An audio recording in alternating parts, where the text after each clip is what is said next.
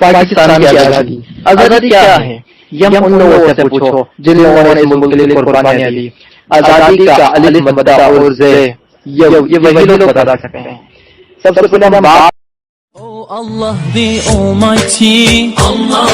Islamic videos देखने के लिए यूसुफ इस्लामिक स्टडी सेंटर को सब्सक्राइब कीजिए. Yusuf Islamic study centre.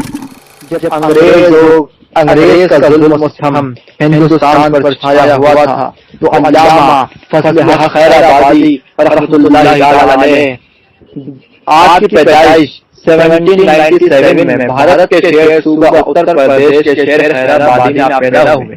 ان کے والد بھی ایک مشہور عالم دین تھے اور ان کا خاندان علم و دین و حلقوں میں ممتاز تھا. اگر ہم آپ کی تعلیم کی بات کریں، علامہ فضل حق خیر آبادی نے ابتدائی تعلیم اپنے گھر سے حاصل کی اور پھر دہلی میں مختلف علماء کرام سے دینی تعلیم حاصل کی. وہ اسلامی فقہ، فلسفہ اور دیگر اسلامی علوم میں مہارت حاصل کرنے میں کامیاب رہے.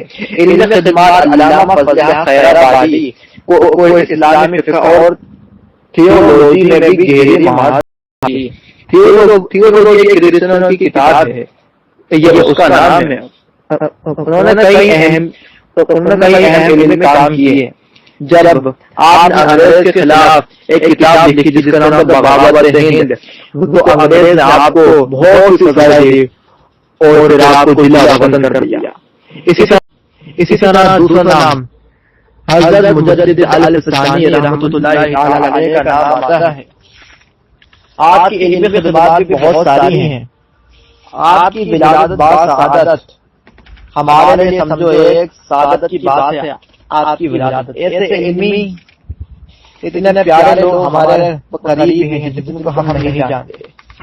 علامہ حضرت مجدد الفسانی رحمۃ اللہ علیہ نے جب دیکھا کہ ہر طرف کفر و ظلمت کے سائے چھائے ہوئے ہیں تو حضرت مجدد رحمۃ اللہ علیہ کو عالمگیر شہرت حاصل ہوئی اور اعلیٰ حضرت کو بھی عالمگیر شہرت حاصل ہوئی. علم قرآن، علم حدیث، علم فقہ اور علم تصوف کے عظیم عالم اور منصب تجدید پر فائز ہیں. پھر لطافت کی بات یہ ہے کہ دونوں حضور غوث پاک سیدنا شیخ عبد القادر جیلانی رحمۃ اللہ علیہ کے فیضان سے دستبردار ہیں.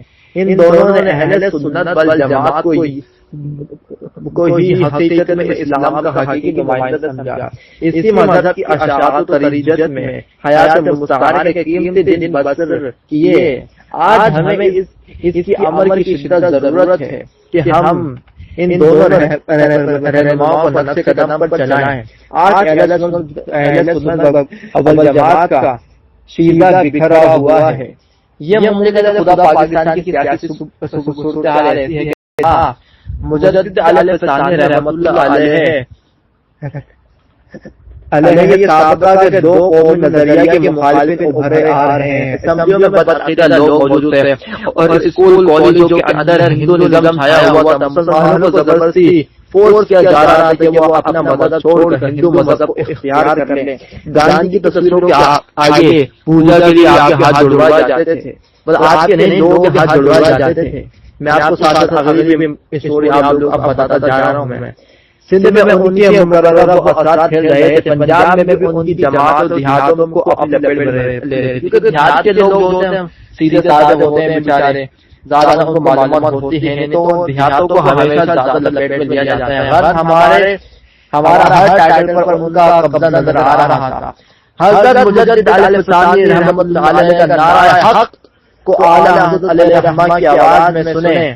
سونا جنگل رات اندھیری چھائی بدی. اس کے بعد ہم امیر اہل محمد رضا خان محدث بریلوی رحمۃ اللہ تعالی علیہ کا واقعہ بیان کرتے ہیں. جب ہندوؤں نے پہلی دفعہ ہندوستان کے اندر گائے کی قربانی پر پابندی لگائی، ایک عالم دین ہوتے ہوئے نہ صرف اپنے فکری مسائل لوگوں کی رہنمائی کی بلکہ زندگی کے ہر شعبے میں جہاں سوال آتا وہی اسی اسی انداز میں سوال کا جواب دو جس زبان میں سوال کیا جاتا آپ اسی زبان میں سوال کا جواب دیتے تھے. فرمایا اسلامی اقتدار کے خلاف مساجدوں کا مقام فرمایا چنانچہ ہندوؤں کی جانب سے گائے کی قربانی ختم کرنے کے حوالے سے جب معاملہ اٹھا تو آپ نے رسالہ تسلیم فرمایا اور ایک زباش انداز سے فرمایا ہے کہ گاؤں کشی اسلام کا طریقہ قدیمہ ہے، اسے ترک نہیں کیا جا سکتا. یہ اس وقت اعلیٰ کا فتویٰ ہے، لیکن آج اس فتوے پر عمل نہیں کیا جا رہا. آپ ہندوستان میں دیکھیں ایسے بہت سارے عالم دین حضرت سید نعیم الدین مراد آبادی رحمۃ اللہ تعالی علیہ، آپ کا کام ماشاءاللہ بہت اچھا، آپ نے کافی جدوجہد کری. جب انگریز یہاں سے چلے گئے، انگریز کے جانے کے بعد ہندوؤں نے مسلمانوں کو اپنا غلام بنانا چاہا.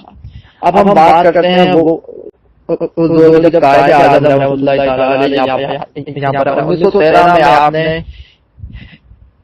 ہم مسلم لیگ میں شمولیت اختیار کری. جب آپ آ گئے مسلم لیگ، اس سے پہلے جب آپ سیاست میں آئے تو وہ 1951 میں کچھ ایسا ہی تھا. وہ جب آپ اس میں آئے سیاست میں آپ نے قدم رکھا آ کر، تو جب آپ آ گئے تو پھر جب آپ نے جلدی اتنی آپ نے اپنی پہچان بنا لی کہ کانگریس کے جب حلقوں میں جب آپ بیٹھا کرتے تھے تو آپ نے وہاں جلدی آپ فیصلے کیا کرتے تھے، لوگ آپ سے بڑے متاثر ہوتے تھے. لیکن جب قائد اعظم نے دیکھا اور اب جلدی بھاگ گئے کہ ہم ان کے ساتھ نہیں رہ سکتے، یہ اصل میں ہم مسلمانوں کو اپنا غلام بنانا چاہ رہے ہیں. تو قائد اعظم رحمۃ اللہ تعالی علیہ نے الگ ہو کر ایک جماعت بنائی جس کا نام آل انڈیا مسلم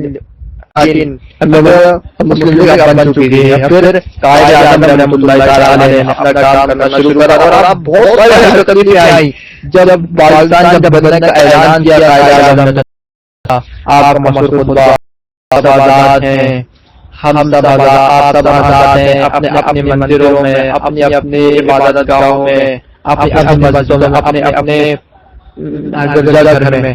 جب وہاں ہندوستان سے لوگ آتے تو باقاعدہ آپ کو رستوں میں لوگوں کو گاجر مولی کی طرح کاٹ دیا جاتا اور لوگوں کو کاٹ دیا جاتا. بعض عورتوں کو پکڑا جاتا، بعض عورتوں کو کنویں میں کود جاتی تھیں.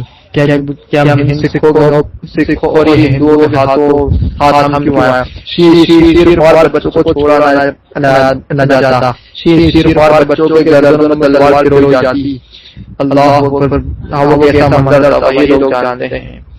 اور اس ملک نے ہمیں کیا دیا، یہ ملک ہمیں کیا دے سکتا ہے؟ ہمیں لوگوں سے پوچھنا چاہیے کہ بھئی یہ کیا ہوا تھا، یہ وہ لوگ کیسے آئے تھے، کیا ان لوگوں کے ماں باپ سلامت آئے تھے، کیا وہاں سے کسی کی بیوی نہیں تھی، وہ کسی کے بچے نہیں تھے جن کو ایسے کاٹ دیا گیا؟ پوری ٹرین لاشوں سے بھری ہوئی جاتی، کوئی زندہ نہ رہتا.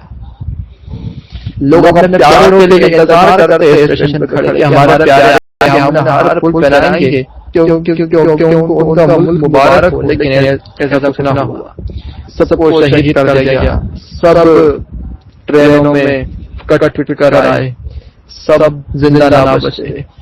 اسی طرح کا ایک واقعہ میں اور آپ کی خدمت میں عرض کرتا ہوں کہ جب لوگ نکل آزادی دے تو ان کے اس پر قافلے پر سکھ ٹوٹ پڑے، سکھوں نے لوگوں کو مارنا تو کچھ لوگ بچ گئے اور جا کے کرنے کے کھیت میں چھپ گئے. جو کھیت میں کافی بڑا ہوتا ہے، آپ نے دیکھا ہوگا کہ اگر کوئی چھپ جائے تو اسے ڈھونڈنا مشکل ہوتا ہے. تو اس وقت ایک شیر خوار بچہ یعنی گود کا بچہ تھا، تو وہ بچہ بھولنے لگ گیا. لوگوں نے اس عورت نے اپنے ملک کے لیے اپنے بچے کہ میرے بچے کی وجہ سے لاکھوں لوگوں کی جان جائے گی تو میں بچے کا میں گلا نہ دبا دے گی. اسی طرح سوچیں ذرا آپ کہ کس طرح قربانیاں دی گئی. آج ہم دھڑلے سے باجے بجا رہے ہیں، بائک پر گھوم رہے ہیں، یہ ہم کیا کر رہے ہیں؟ اگر ہم دیکھا جائے پاکستان بننے کے بعد پاکستان جو ترقی اتنی نہیں تھی، لیکن پاکستان نے اس وقت ترقی حاصل کری اور جلد پاکستان ترقی میں آ گیا اور کافی پاکستان اب ترقی ہو چکی اور ملکوں کے علاوہ. لیکن ابھی اگر آپ آج کے حالات کو دیکھیں کہ پیسے ڈگری خریدی جا رہی ہے، قانون فالو نہیں ہو رہا ہے، ہمارے مذہب پر حملہ ہو رہا ہے، ختم نبوت پر حملہ ہو رہا ہے، تو یہ کیا ہے؟ کیا ہم اس قربانی قبول کریں؟ ہم نے کس لیے آزادی لی تھی؟ ذرا ہم یہ ایک نگاہ اس پر ڈالیں. ہم تو اپنے لیے آزادی لی تھی، اپنے مذہبی آزادی کے لیے ہم آزادی لی تھی. ہم جہاں اپنے مذہبی آزادی سے رہیں ادھر کوئی روک کرنے والا نہ ہو. لیکن ہمارے حکمران ہمیں کیا کہتے ہیں، ہمیں دوسری کفروں کے اندھیروں میں دھکیل رہے ہیں زبردستی. تو ہمیں چاہیے کہ ہم بھی اٹھیں، اپنے دین اور اپنے ملک کے لیے کام کریں. ہمیں بھی چاہیے. اللہ تعالی ہم سب کو توفیق دے. وآخر دعوانا الحمدللہ.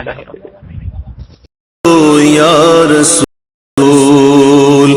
جام الفت کا پلا دو یا رسول، اپنا دیوانہ بنا دو یا رسول.